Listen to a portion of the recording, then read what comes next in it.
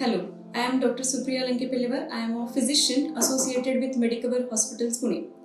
आज हम कोविड का जो न्यू स्ट्रेन है दैट इज BF.7 उसके बारे में बात करेंगे। एक्चुअली BF.7 जो लास्ट ईयर का कोविड का वेरिएंट था ओमाइक्रॉन, उसी का म्यूटेंट स्ट्रेन है। सिम्टम्स अगर देखा जाए तो सिमिलर है लास्ट ईयर के जैसे ही। इसमें भी fever, cold, cough, throat pain, body pain, generalised weakness, fatigue, vomiting, diarrhoea, यही सिम्टम्स होते हैं।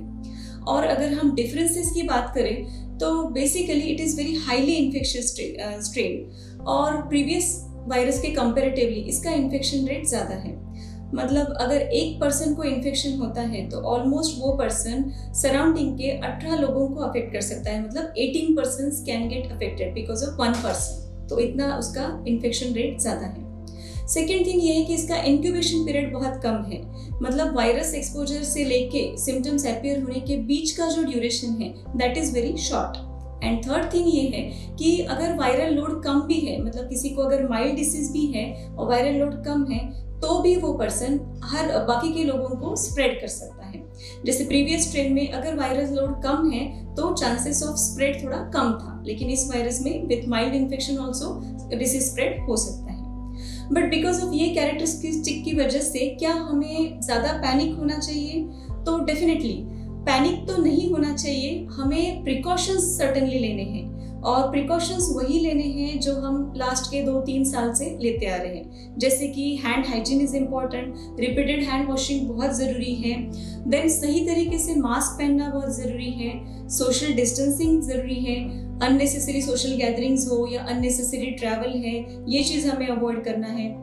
अभी हॉलीडे सीजन है और इसीलिए जो क्राउडी प्लेसेस है उनको विजिट करना हमें अवॉइड करना है। और ये प्रिकॉशंस प्रैक्टिकली सभी ने लेना है, लेकिन जो high risk category of patients आते हैं या high risk category of people आते हैं उन्होंने ज़्यादा प्रिकॉशंस लेने हैं। जैसे कि कोई अगर इम्यूनो कॉम्प्रोमाइज्ड है, मतलब इम्यूनिटी अगर किसी का कम है, या फिर कोई अंडरलाइंग मेडिकल कंडीशन है जैसे कि डायबिटीज़ हो, ब्रोंकियल अस्थमा, COPD जैसे problems, chronic liver disease, chronic kidney disease, pregnant women, elderly population, इन सभी लोगों को ज़्यादा ध्यान देना है क्योंकि इनमें अगर इन्फेक्शन कैच होता है तो चांसेस ऑफ कॉम्प्लिकेशन इनमें ज़्यादा होते हैं। इसलिए प्रिकॉशंस बहुत ज़रूरी है। Prevention is always better than cure. अभी इसमें अगर आपको प्रिकॉशंस लेने के बावजूद भी कोई सिम्टम्स महसूस होते हैं तो आपके फिजिशियंस को आपको तुरंत कंसल्ट करना ज़रूरी है, क्योंकि जितना अर्ली इसका डिटेक्शन होगा, अर्ली ट्रीटमेंट होगा, उतना ही हमें रिजल्ट अच्छा मिलेगा, रिकवरी रेट भी अच्छा होगा और कॉम्प्लिकेशंस हम थोड़ा अर्ली डिटेक्ट करके अर्ली ट्रीट भी कर सकते हैं। इसलिए फॉलोअप भी बहुत ज़रूरी है।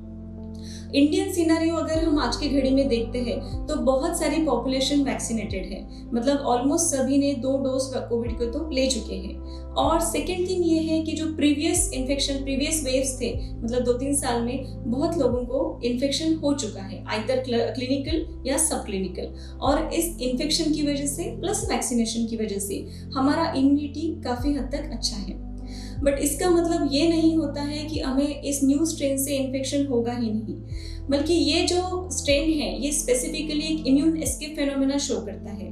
मतलब इन 2 चीज़ों की बावजूद आपको इन्फेक्शन कैच हो सकता है, लेकिन जो डिसीज सीवियरिटी रहेगा वो कम होगा। इम्यूनिटी की वजह से डिसीज बहुत सीवियर नहीं होगा और माइल्ड डिसीज में से ही रहेगा। सेकेंड है कि अभी का जो इंडियन अगर हम करंट सिचुएशन देखते हैं तो अभी के जो भी केसेस डिटेक्ट हुए हैं ऑल आर माइल्ड केसेस। बहुत कम लोगों को हॉस्पिटलाइजेशन लगा है, कोई भी क्रिटिकल नहीं है, वेंटिलेटर डिपेंडेंसी या डेथ्स अभी तक रिपोर्ट नहीं हो चुके इस ट्रेंड की वजह से। लेकिन अभी का करंट सिनेरियो है, कुछ हद तक हमें फॉलोअप लगेगा, कुछ डेज में हमें ये भी पता चलेगा कि ये वायरस का बिहेवियर कैसा है, तो हम प्रॉपरली कोर्स डिफाइन कर सकते हैं और we will definitely update you accordingly. लेकिन तब तक मेरा टेक होम मैसेज यही रहेगा कि don't be panic definitely and take proper precaution लेने के बावजूद कैच होता है इन्फेक्शन तो take treatment on time, early diagnosis, early treatment and follow that is necessary. इससे रिलेटेड आपको कुछ भी क्वेरी है, कुछ भी कंसर्न्स है तो you can always reach out to us. So take care, thank you so much.